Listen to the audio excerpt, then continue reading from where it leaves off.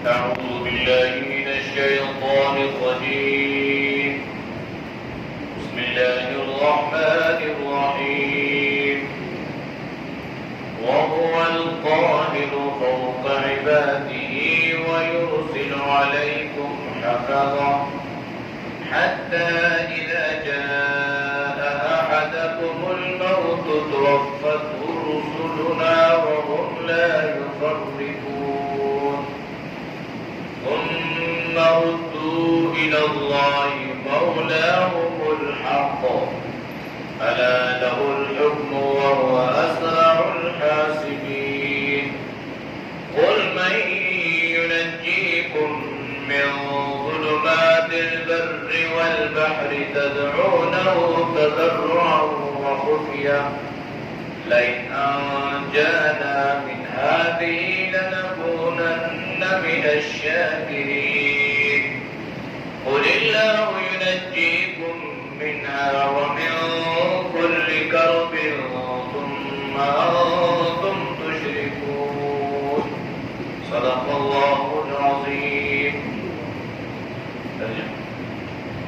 وهو القاهر اور وہی غالب ہے فوق عبادی اپنے بندوں پر وَيُرْسِلُ اور بھیجتا ہے علیکم تم پر حافظا نگہبان حتیٰ یہاں تک اذا جاء جب آئے احدکم الموت تم میں سے کسی ایک کو موت توفته اس کو لے لیتے ہیں رسولنا ہمارے بھیجے ہوئے وَهُمْ لَا يُفَرِّطُونَ اور اس میں کوتاہی نہیں کرتے ثم پھر ردو لوٹائے جاتے ہو الی اللہ اللہ کی طرف مولا ان کا مولا ہے الحق سچا الا خبردار له الحکم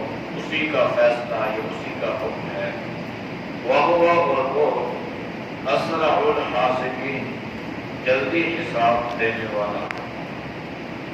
قل کہہ دیجئے من کون ہے ینجیکم تمہیں نجات دینے والا من ظلمات البر جنگل کے اندھیروں سے والبحر اور دریا کی تدعونہ تم اس کو پکارتے ہو تضرعا گڑ گڑا کر وخفیہ اور آہستہ لئن انجانا البتہ اگر ہم نجات دیں من ہذہ اس مصیبت سے لنکونن تو البتہ ہو جاتے ہیں من الشاکرین شکر کرنے والوں میں سے.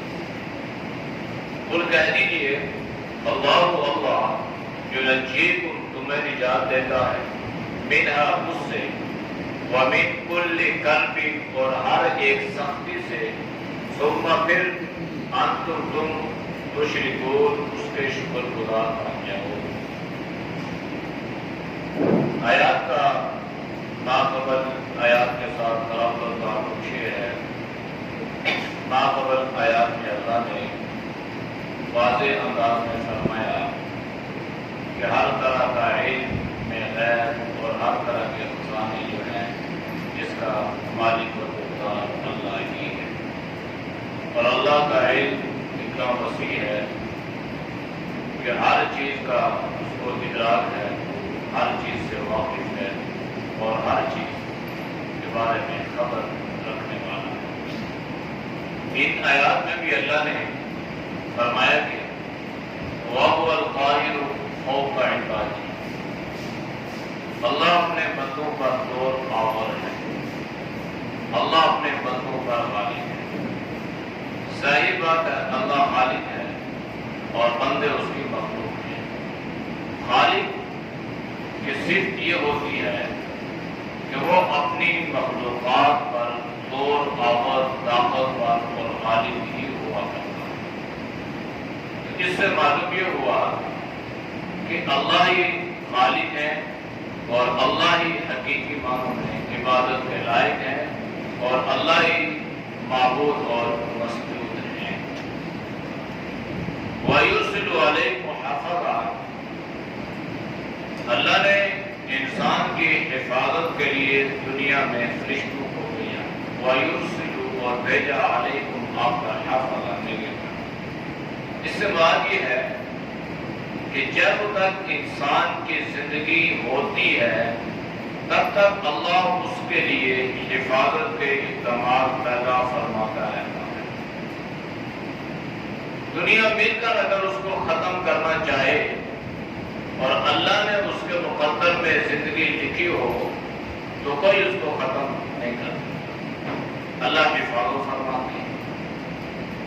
بڑی بڑی مثالیں ہیں قرآن میں بھی دی اور یہ ہمارے مشاہدے میں بھی یہ باتیں آتی ہیں۔ تو اللہ انسان کی حفاظت فرماتے ہیں جب تک کہ اس کا وقت پورا نہیں ہوتا۔ ہر چیز، بڑی بڑی بیماریاں کاٹ کے بھی انسان زندگی کی طرف آ جاتا ہے۔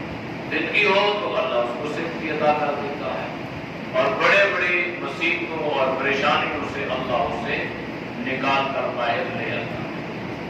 ڈوبتے ہوئے کو اللہ بچا دیتا ہے۔ یہ جو جملہ اکثر کہتے بھی ہیں، سنتے ہیں کہ مرتے مرتے بچ گیا، مراد یہ ہے کہ ظاہری آنکھ سے اگر دیکھا جائے تو اس کے زندگی کے آثار نظر نہیں آ رہے تھے، لیکن اللہ نے موت میں بھی گویا اس کے لیے حیات اور زندگی کو پیدا فرما دیا ہے۔ اس لیے ہمیشہ سے یاد رکھیں کہ کبھی بھی اس چیز سے غافل نہ ہو کہ مرنے کے لیے کسی موت کے سبب کا ہونا ضروری نہیں ہے کہ کرونا ہوگا انسان دنیا سے جائے گا، نہیں ہوگا تو نہیں جائے گا، یا فلاں وائرس ہوگا یا فلاں بیماری ہوگی یا ایسا، یہ غلط ہے۔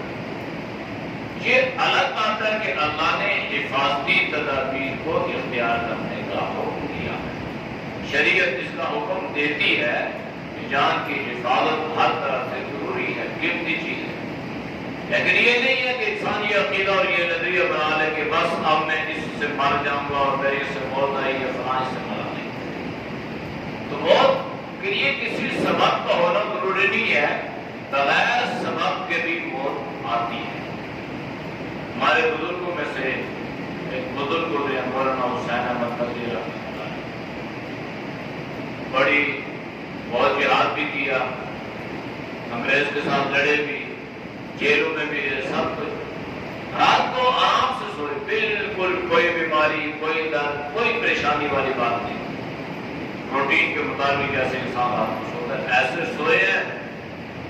تو جو معمول کا تہجد میں بیدار ہونے کا، جب آپ بیدار نہ ہوئے تو آپ کا جو خالق تھا اس سے پریشانی آئی۔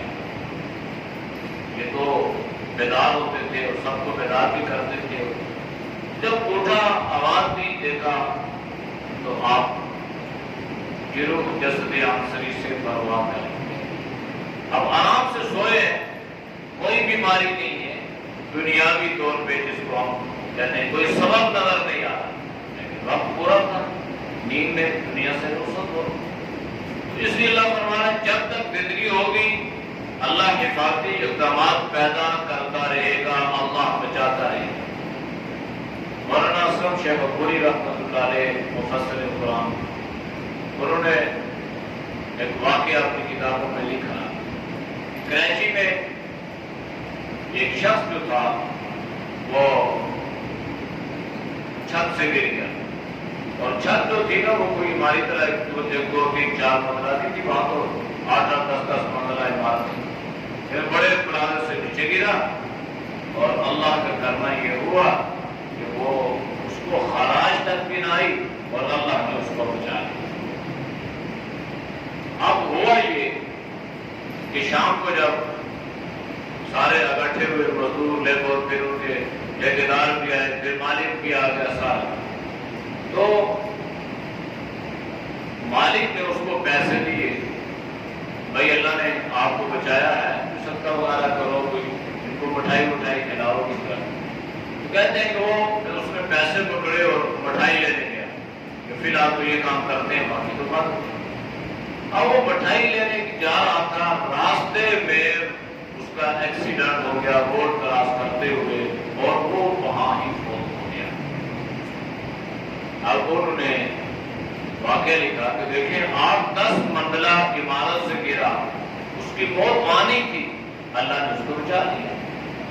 پھر شام کو اللہ نے موت اس کی وہاں پہ لکھی تھی، اور کس طرح اللہ نے مالک کو بھیجا اور اس نے پیسے دیے اور یہ مٹھائی لینے جا رہا تھا، کسی اور کو بھی بھیج سکتا تھا، کوئی اور بھی آ سکتا، لیکن خود کیا روڈ کراس کرنے لگا، درمیان میں اس کا ایکسیڈنٹ۔ تو یہ جب تک زندگی ہوتی ہے اللہ حفاظت فرماتے رہتے ہیں، جب وقت پورا ہو جائے تو وقت حفاظت سے انسان محروم ہو جاتا ہے، حتیٰ یہاں تک اذا جاء احدکم الموت، پھر جب تم میں سے کسی ایک پر موت آ جاتی ہے، یعنی وقت تمہارا مکمل ہو جاتا ہے، تو پھر کیا ہوتا ہے؟ توفته رسلنا، ہمارے فرشتے اس کو موت دے دیتے ہیں، یعنی اس کی روح کو وہ قبض کر لیتے ہیں، ہمارا فرشتہ، ہمارا بھیجا ہوا۔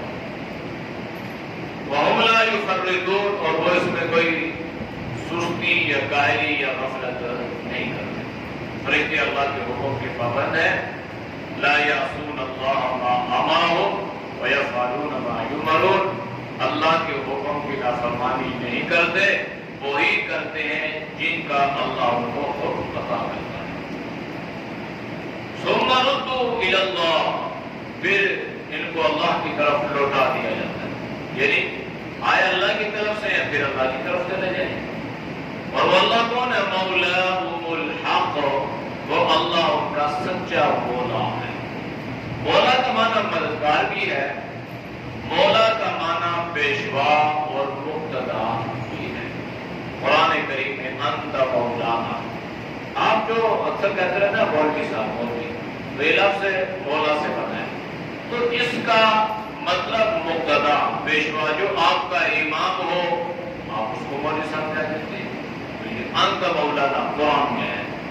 جناب نبی کریم صلی اللہ علیہ وسلم نے حضرت علی رضی اللہ تعالیٰ عنہ کے بارے میں ایسے الفاظ بیان فرمائے، من کنت مولاہ فعلی المولا، تو یہ مولا یہ مقتدا سے ہے، یہ پیشوا سے ہے، تو اس کے معنی مددگار بھی ہے، اس کے معنی مقتدا اور پیشوا بھی ہے، اس کے معنی کارساز بھی ہے۔ یہاں پہ یہ ہے کہ اللہ ہی ان کا مددگار ہوگا، یعنی اللہ ہی ان کے حال پہ رحم فرمانے والا ہوگا، اور اللہ ہی وہاں ان کی مدد کرنے والا ہوگا۔ اللہ کی مدد کے علاوہ وہاں پر کوئی اور مدد نہیں کر سکے۔ الا خبردار، لہ الحکم، اسی کا فیصلہ ہے، اسی کا حکم ہے، وَهُوَ أَسْرَعُ الْحَاسِبِينَ، اور وہ اللہ جلدی حساب لینے والا ہے۔ اقترب للناس حسابهم، انسانوں کا حساب قریب ہے، وَهُمْ فِي غَفْلَةٍ مُعْرِضُونَ، اور انسان بے خبر ہے اور اس سے اعراض کیے ہوئے ہے اور غفلت میں پڑا ہوا ہے، یعنی حساب ہمارا بالکل قریب ہے۔ خود آپ کہتے ہیں، ان سے پوچھیں، مَن يُنَجِّيكُم مِّن ظُلُمَاتِ الْبَرِّ وَالْبَحْرِ تَدْعُونَهُ تَضَرُّعًا وَخُفْيًا، ان لوگوں سے یہ پوچھیں، سوال کریں آپ کہ تمہیں بر اور بحر کے اندھیروں میں کون نجات عطا کرنے والا ہے؟ خشکی اور تری کے اندھیروں میں تمہاری رہنمائی کرنے والا، تمہیں راستہ بتلانے والا، ان اندھیروں میں کون ہے؟ انسان اگر دیکھے تو رات کا اندھیرا تو ہے ہی ہے، لیکن دن کا اندھیرا بھی ہے۔ بہت دیر آندھی چلی، سورج گرہن ہو گیا، کیسے ایسے معاملات ہیں کہ ہمیں اندھیرے نظر آتے ہیں۔ خشکیوں میں، جنگلوں میں بہت تیز بارش ہو گئی، طوفان آ گیا، اندھیرا ہو گیا، اب تو تھوڑی سہولت ہے، راستے بن گئے، نقشے بن گئے، لیکن آپ آج سے 50 سال 100 سال پہلے چلے جائیں تو کس طرح وہ لوگ راستوں کا تعین کرتے تھے، اور پھر ان اندھیروں میں اللہ ان کی کس طرح رہنمائی فرمایا کرتا ہے۔ لوگ حج کو تو جاتے تھے، ہر جگہ سے لوگ حج کے لیے پیدل جا رہے ہیں، دریاؤں میں جا رہے ہیں، سمندروں میں جا رہے ہیں، پیروں کے ذریعے سے جا رہے ہیں، کشتیوں کے ذریعے سے، تو آخر سمندر میں کشتی چلتی ہے اللہ اس کے لیے راستے بناتا ہے، سمندروں میں چلتی ہے پیری پیرے، تو اللہ ان کے لیے راستے، اللہ فرما رہا ہے کون ہے؟ تو ان اندھیروں میں تمہارے بیڑے پار کرنے والا، تمہیں نجات عطا کرنے والا، تدعونہ تم اس کو پکارنے لگتے ہو، تضرعاً بہت گڑ گڑا کر، وخفیہ اور آہستہ، یعنی جب کہ انسان پھنس جائے نا ان اندھیروں میں، تو انسان کس طرح اللہ کے سامنے گڑ گڑانا شروع کر دیتا ہے اور کس طرح اللہ سے مانگنا شروع کرتا ہے، حالانکہ انسان پھنسے تب بھی نہ پھنسے تب بھی مانگنا اللہ ہی سے، نجات اللہ ہی عطا کرنا، ینجیکم، نجات اللہ عطا کرنے والا، بیڑے اللہ پار کرنے والا، کشتیاں پار کرنے والا، ڈوبنے سے اور ہلاک ہونے سے بچانے والا اللہ ہی۔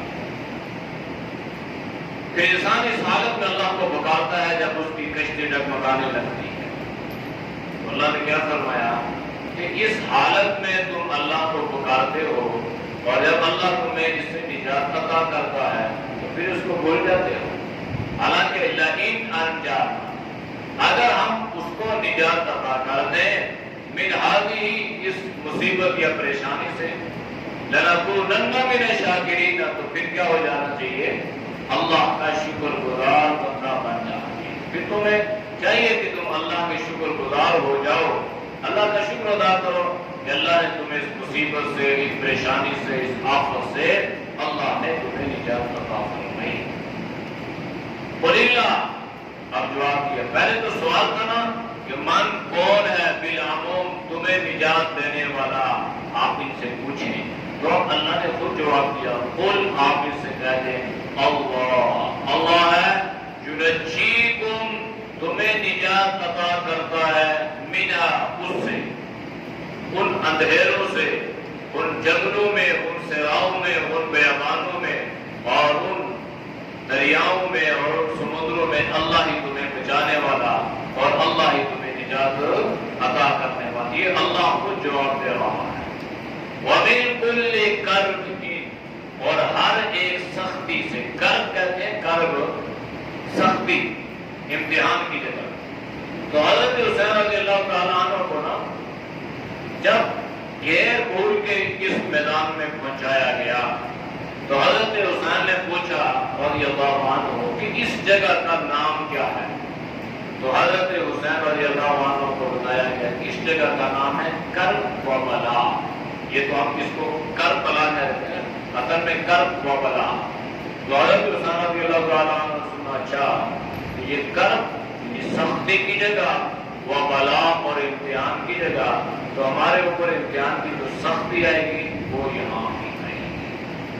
تو حضرت حسین رضی اللہ تعالیٰ عنہ وہاں پہ اس کرب سختی کے میدان میں، امتحان کے میدان میں ان کو تو کرب کہتے ہیں سختی کو، تو ہر سختی سے نجات کون عطا کرتا ہے؟ اب اس سے واضح ہے کیا ہو سکتی ہے؟ حضرت علی پہ سختی آئی تو نجات اللہ نے دی، حضرت حسین رضی اللہ تعالیٰ عنہ پہ پریشانیاں آئیں اس کربلا کے میدان میں، تو اللہ کی طرف سے جن کے مقدر میں شہادت تھی ان کو شہادت نصیب ہو گئی، اور جن کے مقدر میں اس وقت زندگی تھی اللہ نے انہیں زندگی عطا کر دی۔ تو یہ ایک بڑا امتحان تھا، جس امتحان میں اللہ نے حضرت حسین کو کامیاب قرار دیا۔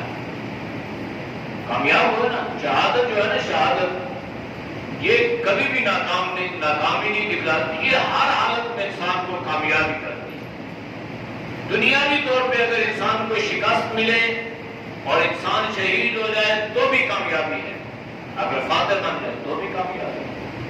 تو حضرت حسین رضی اللہ تعالیٰ عنہ اس معرکے میں شہید ہوئے تو آپ کامیاب ہو گئے، اور اس کامیابی پر مسلمانوں کو نہ ماتم کرنے کی اجازت ہے، نہ جشن منانے کی اجازت ہے۔ اسلامی ڈکشنری میں یاد رکھنا دونوں الفاظ میں جشن بھی نہیں ہے اور ماتم بھی۔ خوشی اللہ عطا کرے تو اس پر شکر ہے، اور پریشانی یا مصیبت آئے تو اس پہ صبر ہے، بس صبر سے آگے ماتم یہ بھی نہیں ہے، شکر سے آگے جشن یہ بھی نہیں ہے۔ یہ دو لائن شکر تم لازیدنکم ولئن صبرتم فنعم عقبی الدار۔ اللہ نے قرآن میں صبر اور شکر کی تلقین فرمائی۔ ثم انتم تشركون، پھر تم اللہ کا شکر ادا کرنے والے۔ معلوم یہ ہوا کہ اللہ جب مصائب سے نجات عطا کرے تو انسان کو اللہ کا شکر گزار بندہ بن کے رہنا چاہیے۔ ویسے بھی ہر حال میں انسان کو چاہیے کہ وہ اللہ کا شکر گزار بندہ بنے۔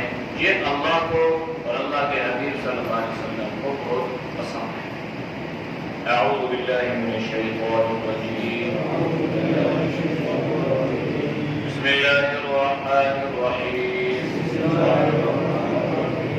وهو القاهر فوق عباده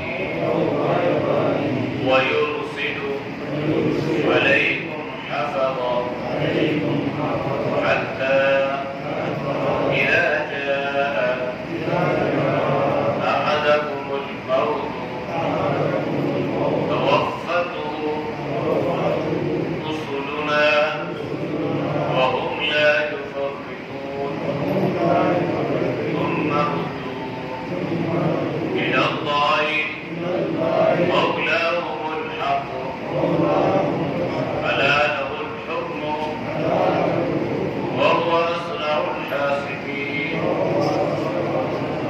قل من ينجيكم من ظلمات البر والبحر تدعونه تضرعا وخفيا لئن أنجانا من هذه لنكونن من الشاكرين قل الله ينجيكم منها ومن كل كرب ثم أنتم تشركون۔ الحمد لله رب العالمين والعاقبة للمتقين والصلاة والسلام على نبينا محمد۔ یا اللہ سب کے سوا برادنا معاف فرما، یا اللہ سے کفایت فرما، اے کمال کی توفیق نصیب فرما، پورے معاصی اللہ کو سب کے کفایت فرما۔ یا اللہ تو ہم سب کو حضرت حسین رضی اللہ تعالی عنہ کے اسوے پہ عمل کی توفیق نصیب فرما۔ یا اللہ ان کے نقش قدم پہ چلنے والا بنا۔ یا اللہ ہمیں صحیح حسینی بنا۔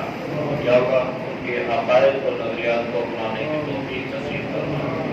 یا اللہ ہر طرح کے غلط رسومات سے، شرک سے، بدعات رسومات خرافات سے اللہ تو پوری امت کی حفاظت فرما۔ یا اللہ ہمیں صحیح معنوں میں دین کی سمجھ عطا فرما۔ یا اللہ دین پر چلنا ہم سب کے لیے آسان فرما۔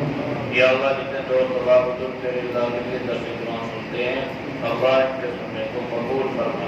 یا اللہ تو سب کی جان میں، مال میں، ایمان میں، صحت میں اللہ خوب برکتیں عطا فرما۔